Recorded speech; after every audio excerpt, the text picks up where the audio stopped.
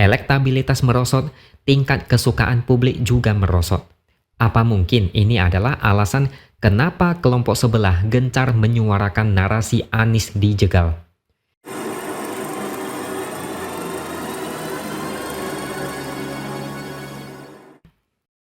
Halo, bertemu lagi dengan saya, X Hardy di Opini Seward. Belum lama ini PKS ternyata menawarkan Mahfud MD untuk menjadi cawapres Anies. Tapi sayang sekali, Mahfud menolak dengan alasan takut koalisi perubahan malah terpecah jika dia jadi cawapres. Ada beberapa dugaan saya mengenai penolakan Mahfud menjadi cawapres Anies. Yang pertama, bisa jadi Mahfud akan menjadi cawapres di koalisi lain. Apalagi beberapa waktu belakangan, santer terdengar bahwa Ganjar cocok disandingkan dengan Mahfud.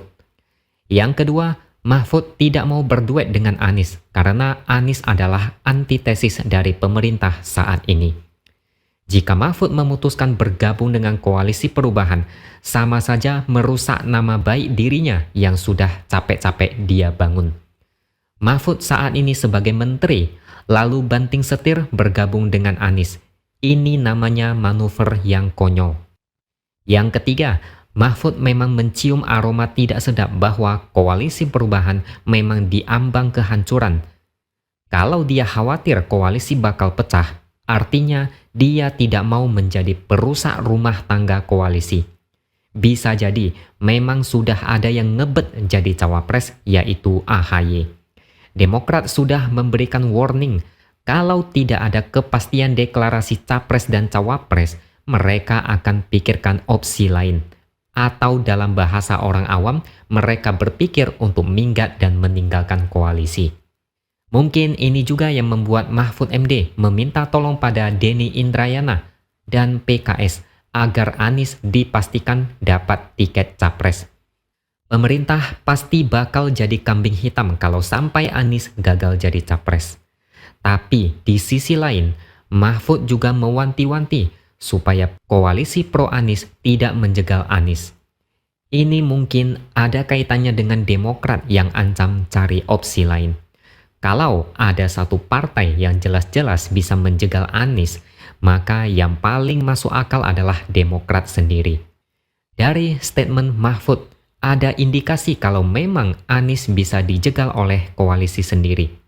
Tapi mereka jugalah yang paling ribut menyuarakan bahwa Anies mau dijegal oleh pemerintah. Mereka yang menjadi sutradara atas drama yang mereka ciptakan sendiri, dan ketika ratingnya jeblok, mereka salahkan orang lain. Ada satu lagi pukulan yang sangat telak buat koalisi perubahan. Menurut survei terbaru dari SMRC, tingkat kesukaan publik terhadap Anies terus anjlok sampai 68%, turun jauh dari sebelumnya 73%. Sedangkan yang paling tinggi adalah Ganjar Pranowo dengan angka 82% dan Prabowo 80%.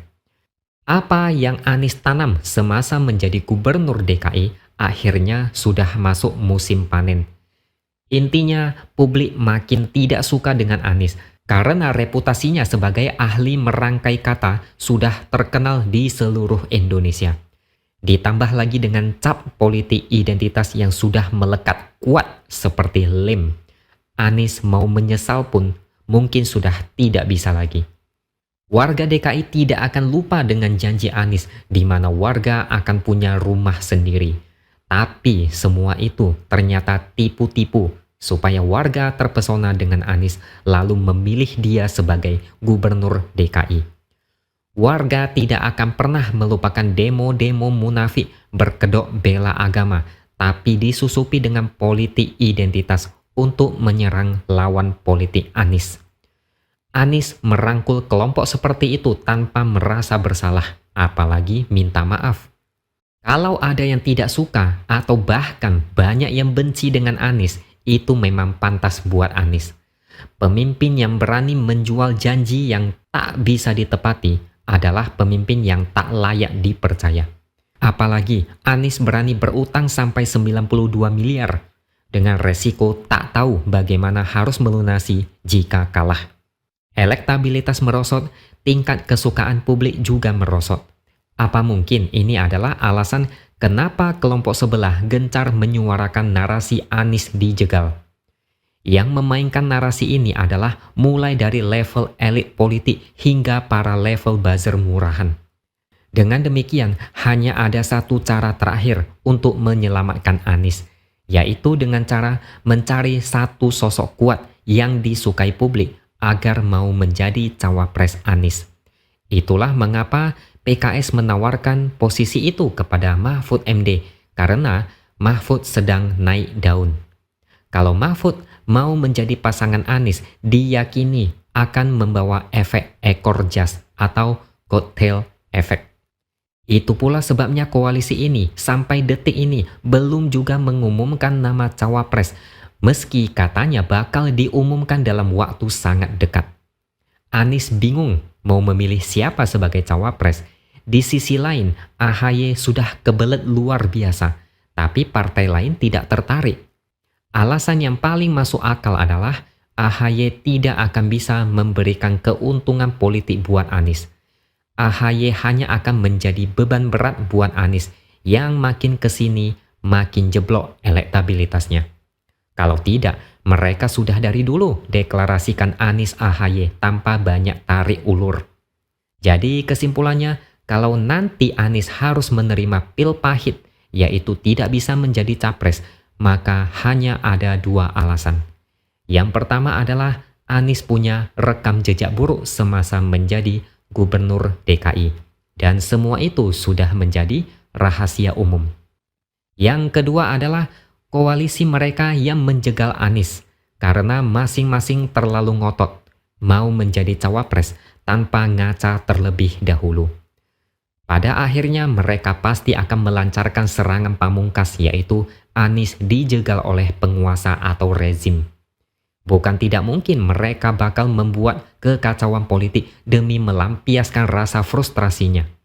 Coba pikir lagi, ada capres yang pernah kalah, tapi tidak mau mengaku kalah, dan pendukungnya membuat kerusuhan sampai larut malam.